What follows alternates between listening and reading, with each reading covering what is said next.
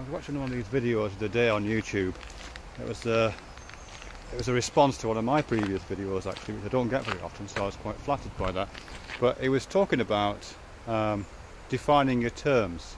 It was one of the ones I'd made about God, you know, the idea was that before you can really talk about God or indeed anything else, you have to define your terms. And that got me thinking about that actually, partly because I've used that expression myself. I think in one of my previous videos I talked about how facile it was in many ways to talk about things before you'd even knew what you were talking about. But I'm revisiting that, partly because I was reading somewhere recently, I think it might have been in Steven Pinker, but it might well have been somewhere else. I was just reading about this,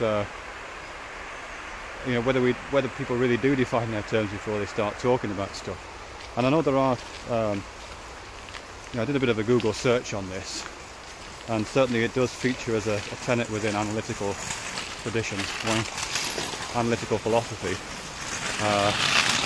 And I found this quote on Wikipedia from Epicurus as a kind of admonition to Herodotus to speak clearly and define. He doesn't use the phrase "define your terms," but that's the sense in which he's the claim he's kind of making, if you like.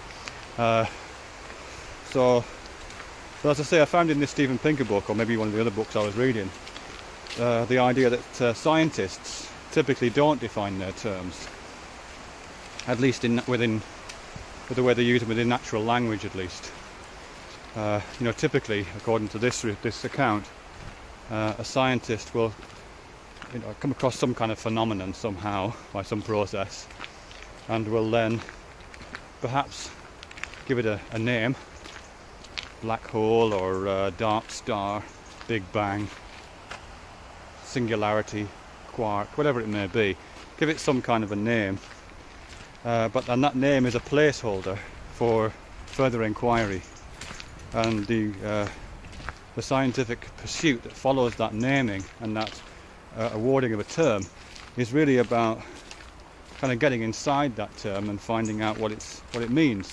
And it might be that the term itself is nonsense, either genuinely nonsense like quark, a genuinely made-up word, or just a slightly inappropriate metaphor like Big Bang.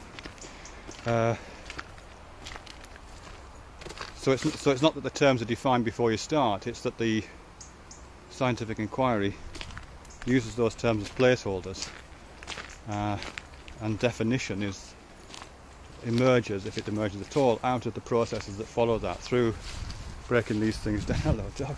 Dog's just come to say hello to me. There he is. Hello puppy. I'm down by the River Dart today, very beautiful day. Morning. Morning. And so you got these terms, and the term I suppose that I'm thinking about right now is the term that was featured in this video response, which is this term God, of course. And what does it mean to define that term before you start? Is it possible to define that term before you start, or is there something else going on there? I mean, first off, I would say, completely impossible to define the word God in any kind of way which is consistent. And the number of different definitions, the number of different gods there are around is testament to that impossibility, I would say. But there's something interesting there to me about the possibility or the hope of definition, or the driving desire to define and to explore and to inquire, which underpins scientific inquiry and philosophical inquiry, I guess.